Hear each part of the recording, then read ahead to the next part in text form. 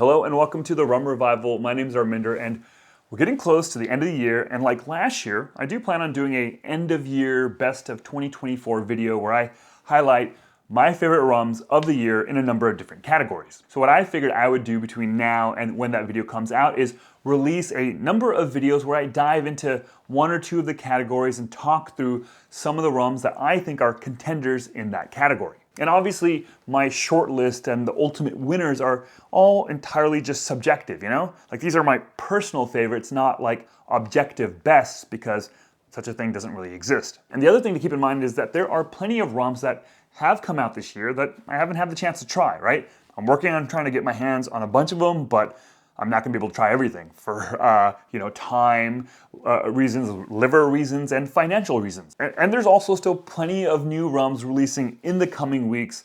At some point, I will have to do a cutoff just so I can film and edit the video, for the end of the year. And given the holidays, right, I feel like it's probably gonna have to be like the second, maybe the third week of December. We'll see. So for any rums that come out after that period of time, I'll just have to include them in next year's video, if there is one. Oh, and if it wasn't clear, I'm only considering rums that have been released commercially here in the US in the 2024 calendar year. All right, so that's the setup for the next couple of weeks. For this particular video, I'm just gonna cover one category. Now, last year, I think I called it Label of the Year or Best Label or whatever, but this time around, I'm gonna change that because a label is only half of it, right? I think the bottle and bottle shape also plays a part in the visual look and feel of a rum. So instead, I'm gonna call it like best packaging or best design of the year, or favorite packaging or favorite design, whatever. Not entirely sure yet. Now you might say, who cares what a rum looks like? It's really all about what it tastes like, and that's super fair, but I do think it has an effect on how we perceive the rum. When we're talking about or thinking about a rum, its look and feel, does come to mind. At least it does for me, right? Like if we're talking rum fire, like I don't think I can separate the label of rum fire from the liquid that is rum fire. That visual is just so ingrained up here. So yeah, I want to celebrate good labels and good bottles. I love good design, so that's what this category is all about. Now, this year had a lot of great design, a lot of great labels, a lot of great bottles and all that. There's a lot of options here. In terms of where to start for this video, I actually want to start with one of the, I think, runner-ups of last year's category for a label, and that was the Flag Series releases. This is the Trinidad 2002 from Maison and Velier, but they also had the Guyana, whatever the year was, and absolutely love and adore these. Love how clean and minimal they are. Love the idea of taking the flag of the country, where the rum is from, and deconstructing it, breaking it up into its component shapes. I just think that's very fun and cool, and I just, again, love how clean it is.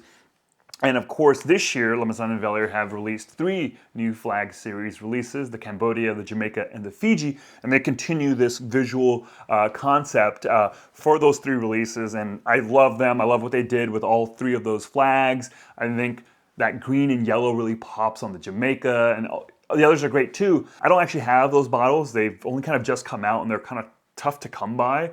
Hoping they make it their way here to the West Coast, because I will grab at least 1 or 2 of them if I have the opportunity. But either way, I think those labels look awesome, and I look forward to seeing every year new Flag Series releases just to kind of see what they do with those flags. Like I think it's such a great, cool idea, and I would love to get a few more so I can kind of have a shelf of a couple different Flag Series. I think it visually would look very, very cool. Next up, we have another La Maison and Velier release. This time it's the Shakara 12 year. I mean, I don't know if I even need to say anything about this. I mean, look at this thing. This thing is gorgeous, right? That combination of that green and that pop of gold lettering and the gold in the middle is just, it's striking. Like it merely draws your eyes to it. And it's very clear also from like the design itself that it's very much a Thai rum. And I think they did a great job, whatever the agency was or whoever worked on this, a spectacular job of capturing the essence, I guess, of Thailand. And again, I haven't seen a lot of green and gold rums out there in the market, but my God, what a great color combination. And it's just a rum that I think I want to always have on my shelf, just let alone whatever I think about the liquid. I just think I would love to always have this on my shelf just because I think it looks awesome and amazing. Tough to argue that this isn't worthy of consideration. I mean, look at this. Now, moving on, the next one I want to talk about might sort of surprise people because it's not flashy like the Shakara was, but there's just something about it that it just really appeals to me. and it's the Alambique Serrano Cartier 30. To me, I think I respond a little bit to like certain colors and certain like types of colors, and this particular green here is just, it just kind of really draws me in. I don't know if it's like an olive green or what that might be, but the combination of that green with the white letters and the black border and the black stripe there, it's just a great combination of colors. But the thing that I think really kind of completes it for me is the fact that there is a photo here, like on the label. Like, how many rums actually have photos on them? Not a whole lot if you really think about it. Most labels, as I'm looking around here, are illustrations or just typography, and that's kind of it, right? Rarely do you see photography used. I know there have been certain rums, but it's not a very common thing. And Alambique Serrano, that's actually a very common thing that they do. I think in all of their releases, their single cast releases, their blended releases, all use photography, but those have like, for those releases, they do like an effect, so it's not really obvious, quick or really clearly obvious that it's a photo. But here they chose to kind of keep the photo kind of with no filter on it, and it's a photo of like a prop plane like on a small airstrip, and there's just something about that, connecting it to the land where the cane is from. I just think it really, to me, kind of captures the essence of the rum by immediately placing you in the location where the cane's grown. I just love that. Again, seems kind of simple and straightforward, but I'm a sucker for that kind of stuff, even though I am also a sucker for the really opulent stuff like the Shakara. Now the next one, I don't actually have a bottle because it's really, really expensive. It's the Holmes Cay Infinity. This is obviously a big, notable rum, right? It's a single cask, a bunch of really, really old rums from all over the world. And this is a very simple and clean and straightforward bottle, right? It's really, the Infinity is really dominant, even though it's not taking up a whole lot of space, but I kind of like that. Again, super minimal, right? You're allowing the Infinity symbol to kind of speak for itself, and it's, I don't know, to me, just captures my attention. Now, I haven't seen the bottle, right, because they're very limited. They're not too many, but it comes in a box. I haven't seen the box. Obviously, I don't have the box, so I don't know exactly what to think of it, but I've seen pictures of it, and it kind of looks cool, you know. I would love the opportunity just to see the box, see the quality of it, but I love the idea of the box, and but to me, really, just the bottle itself with the, very minimal label that it is, I just think is, again, like an expression of simplicity, yet, has so much impact. The next one I want to talk about, this is a very unique bottle shape, and this is a very brand new rum release that just came out, and let me just pull it out here. This is really cool. This is the Maestro purple sugarcane varietal release. I mean, look at this bottle shape. That is super cool. Again, I like kind of unique bottle shapes, and this is definitely one of them. Like the kind of shoulders here. There's just something about it, and I really do like. So this is like I said, the purple release, and I like the little kind of sticker or label here. There is the yellow cane one, which I think is yellow. I don't remember, but the blend of the purple and the yellow has like a nice red, slightly tropical kind of vibe to it that I just think, again, I haven't seen that one in person. I only bought this, but what I saw online, it just looked eye-catching and just really, really cool and appealing. So I don't know, there's just something about that. If you can't see it here on the camera, but just the combination of these particular, this is blue or green, I'm not too sure, but that combination with the purple lettering, I just think is really great use of colors that complement each other. It feels special, like it feels very unique, and the idea of getting cane juice rums from Sicily, to me, what a unique and awesome concept. Love to try more of it, and I think this kind of plays into that a little bit, and I don't know, this is one that even when I do eventually finish this bottle, like I want to hold on to it and like plant or put flowers in there, right? I think that would be perfect for that. So kudos to them. Really cool, unique bottle and label. Speaking of unique, interesting bottles, this is another one that I don't have, but I think it looks very cool, and that's the Brugal Maestro Reserva. Very simple in a way. It kind of reminds me a little bit of the Infinity, where there's not a lot going on visually. And I think it's just striking, and again, plays into that whole concept of what I like in terms of minimalism. Now, the next set of bottles I want to highlight are brand new rums from a brand new independent bottler, and they're actually right behind me.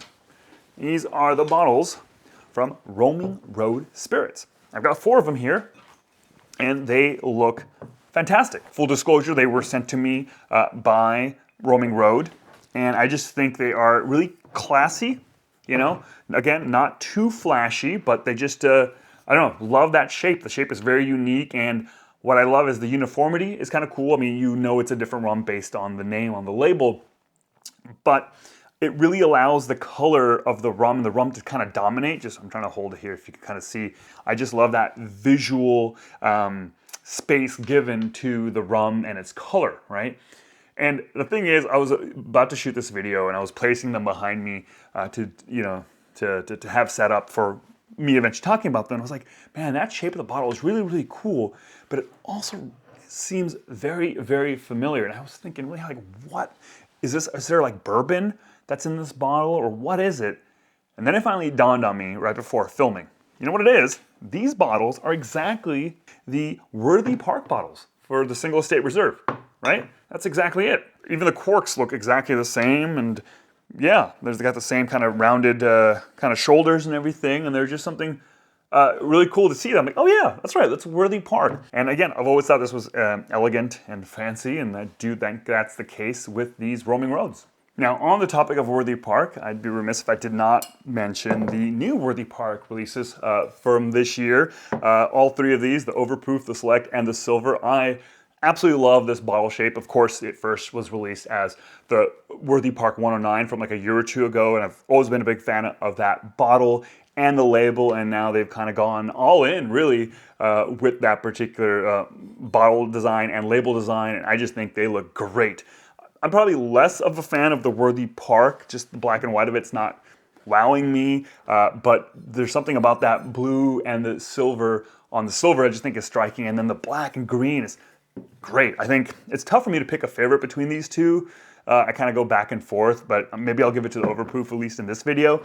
And I love that now there's 4 of, I don't know where my 109 is, but I love that I can put them on the shelf together and it just looks great together. And I just think kudos from them for really going in and kind of shifting away from the rum bar side of things, at least here in the US, and leaning heavily in this particular look and feel, because I just think it's all class. It really is. You know, I just realized that part of the reason why I love the Overproof label especially is that green, right? And that made me think of, like, I've called out a number of different instances of green on these labels, that perhaps green is like my favorite color.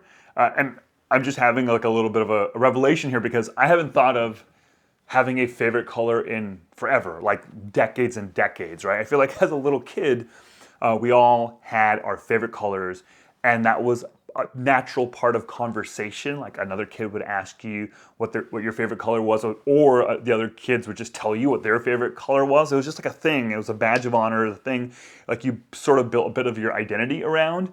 And then at some point, you get older, you become a teenager, you become an adult, and life just kind of weighs on you, and you stop thinking about that kind of stuff and having like a favorite color. I don't know if that's just me or if that other people are like that as well, but I don't know, it's kind of nice right now in this moment to kind of reflect and be like, oh yeah, maybe green is my thing. So there you go, folks. You've heard it here first. Green is my favorite color. So that's what I wanted to kind of share in this video, of some of the rums that I'm thinking of being on the kind of short list for best packaging or best design or whatever. But you know, there are going to be more rums released the next coming weeks, and any one of those might be in contention. And as I continue to kind of look back and think about some of the rums that have come out this year, there might be ones that like come to mind that I had forgotten about. So it's entirely possible other rums that have already been released might be on the list, might be a winner. Alrighty, so that's it for this week. If there's any labels or bottles that I didn't mention that you think are worth considering, then let me know by leaving a comment down below, or just, you know, let me know what your favorite design of the year is. Now, if you want to support this channel, then check out my Patreon page. I have tons of content there that I think you might really like. Thanks so much for watching. Catch you all next time. Cheers.